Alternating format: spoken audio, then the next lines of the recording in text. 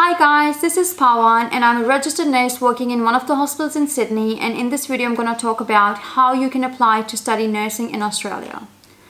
This video is purely based for international students who are planning to or are considering nursing as a career option in Australia. I know how the whole process of applying to different universities overseas can be so daunting for few people, so I have broken the whole process down to 5 easy steps. So let's get started.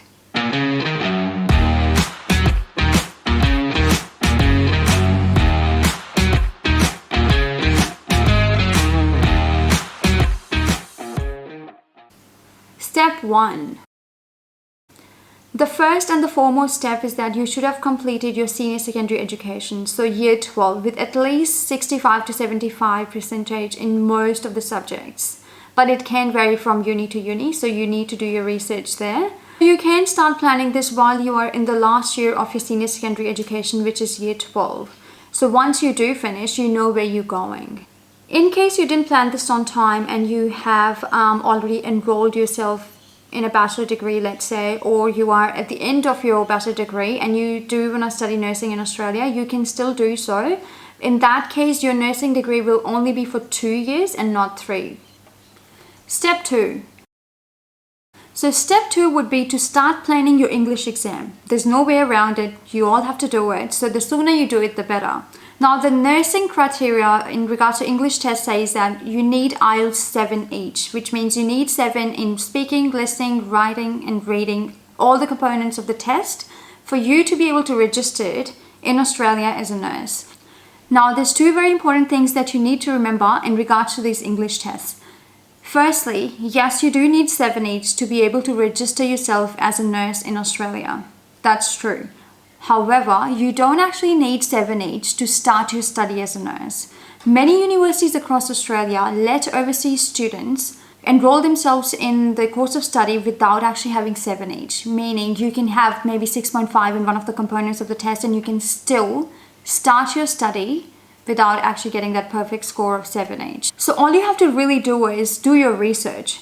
Go on different universities' websites and check their eligibility criteria for the English score.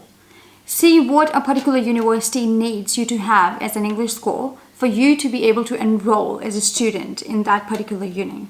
And once you're approaching your graduation, that's the time you need to think about this English test again. Because yes, you do need that 7 each score for you to be able to register yourself as a nurse in Australia.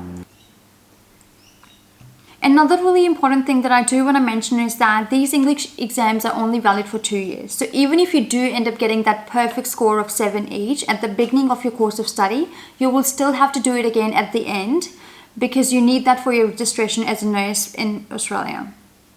Secondly, I do want to mention that IELTS is not the only English exam you can sit. There's Pearson Test of English and there is Occupational English Test. They're relatively easier than IELTS. Well, many students find it relatively easy. So you do your research first before you sit any English exam. Based on my experience, I find the way they mark all these English exams are way too harsh. So I don't know why they do it. They all have the same components of the test. They do have speaking, listening, reading, writing in all the exams, but the way they're set up is different. PT is set up on a computer-based and OET is set up in a healthcare kind of a scenario. So you do your research first, watch some YouTube videos or go online and have a read about it and see which one suits you the best. Step 3, finding a university. So step 3 would be going online and finding a university that provides a Bachelor of Nursing or Diploma of Nursing course. It's a very popular course. There are many universities across Australia that provide all these courses because nursing is very popular. So your job would be to go online and have a look at different universities and see which one suits you the best. Now, there are a few things that you do need to keep in mind while you're doing your research. Firstly, where do you see yourself studying in Australia? Is it a big city? Is it a small town? It all depends on your individual circumstances. Because living in a big city would be expensive. So things to think about. If you do have some support system, let's say some relatives you're going to stay with or cousins, anyone who can support you, keeping all these things in mind would be an idea. Secondly, going through different universities and their rankings. How successful or how popular a university is. So checking their rankings would be a good idea too. Thirdly, cost of the course. Now, the cost can vary depending on which course you're going for. If you're going for Diploma of Nursing, it costs about $8,000 per semester, and it's usually a 1.5-year course. Whereas Bachelor of Nursing is a 3-year course, and the cost is about $13,000 per semester. But the cost can also vary depending on which uni you're going for, because different unis have different tuition fees. So you do need to do your research in terms of how much is it costing at a particular university, and write them down and see which one serves you the best. Step 4, applying for the course. Now, once you've decided where you want to live and study in Australia and which uni you want to go with, the next step for you is to go online and fill the application form. The application form is usually very self-explanatory and easy to fill. But just in case you have any questions, all you can do is email or call the university you're going with, and they're usually very friendly and happy to help. Now, there will be a list of documentation that you need to attach with your application form. Make sure they all are certified before you go and submit your application. Now, once you've submitted your application form, the university will usually give you a time frame of how many days or weeks before you hear from them. So just sit back and relax.